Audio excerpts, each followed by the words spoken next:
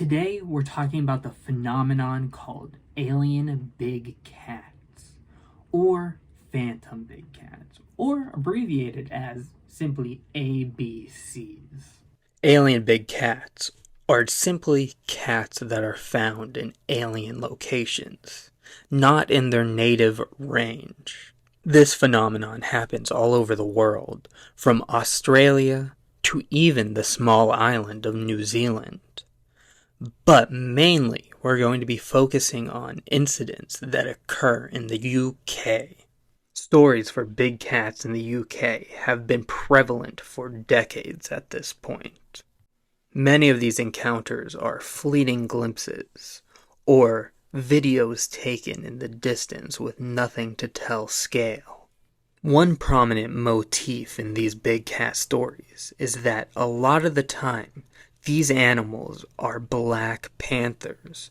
They're a large cat with some form of melanism. This leads us to the beasts that haunt the moors of the UK. In the 1980s, Exmoor was haunted by a beast. This beast apparently claimed the lives of more than 100 sheep, and is described as a large melanistic panther. At one point, the military was even called in. But the beast of Exmoor is considered a hoax, and the death of the sheep is attributed to wild dogs. Another famous beast that haunted the moors is the beast of Dartmoor. This beast haunted its moor for more than a few decades, with people catching fleeting glimpses. A possible explanation for the beast of Dartmoor is a lady named Mary Chipperfield. She owned a circus.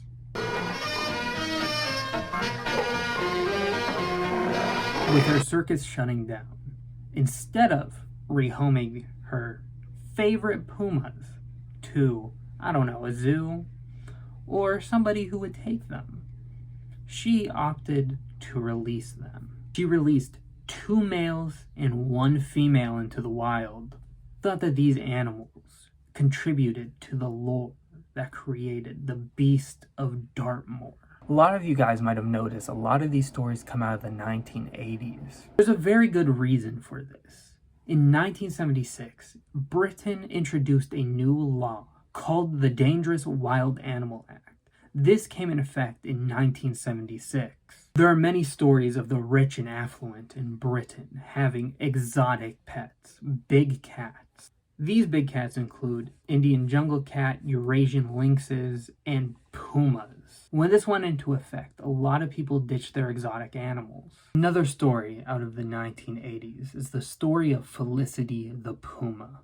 Felicity was captured in 1980 after a few years of there being tales of a big cat roaming the backwoods of Scotland. Specifically, she was captured at Canage Glen, Africa. We know for a fact that Felicity was not a wild animal. She was pampered and fat, so somebody was feeding her. Felicity also had a very nice, calm demeanor. She was transferred to a zoo. She died 4 years later. She was considered to be an old cat. She died in probably her 20s. She's currently stuffed and on display in a museum. I am making this video because currently there is confirmed DNA evidence that there is a big cat roaming the backwoods of Britain. DNA from a slain sheep shows that there's a big cat prowling around. So we know that the United Kingdom has a precedent to have big cats sometimes roaming the wilds. But the real question is there a breeding population of them? Many people who see these animals claim to think that there is a breeding population, and they also think that these animals are rewilding themselves and naturalizing themselves into the United Kingdom's ecosystem. Now, is this true? To truly answer this question, I turn to the premier podcast for big cat encounters, big cat conversations. But this left me with more questions than answers. And by the end of it, I started questioning myself. What if this is true? What if there is a breeding population? If this is real, then what else could be real? What else are they lying to us about? What are they hiding from us? If this is real, then any number of things could also be.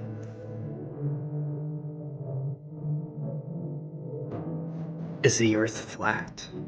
Is there humans in chicken McNuggets? Is Bigfoot real? Did the government assassinate JFK? Was the assassination attempt on Trump an inside job? Can jet fuel truly melt steel beams?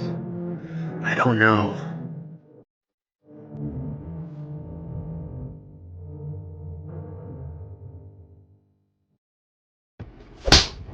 Ah, what was that?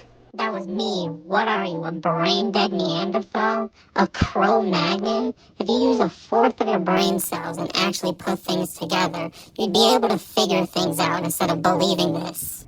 You know what? The talking turtle's right. Conspiratorial thought is a slippery slope. We're going to use what is called Occam's razor. The most likely option is probably what's actually happening. Supposed sightings of big cats are still happening quite frequently and can be chronicled on platforms like Big Cat Conversations. How these people speak is very similar to other paranormal phenomena like Bigfoot. A lot of verbiage used when retelling these stories is that these people were transfixed. They were in awe of these animals, the way it ran through the environment. It was so natural. It so deserved to be there. The way some of these people describe their encounters is almost religious. A lot of people who have encountered these animals were hunters, and they said they did not feel the need to hunt these animals. They describe a sense of wonderment looking at these creatures. These big cat stories play a very similar role to that of Bigfoot stories in North America. These almost magical melanistic panthers still roaming the backwoods means that nature is rebuilding itself. It's almost like a coping mechanism. If this animal can exist, what else can be out there? Maybe the environment isn't as far gone as everybody says it to be. Maybe there's still hope for wonderment, and not everything has been discovered. This brings us to the end. There's probably not a breeding population of big cats within the UK. Probably. But keep your eyes out. There's more than likely, maybe, a couple big cats popping around in your very own backyard. Without further ado, I'm signing off. Please like and subscribe. Thank you.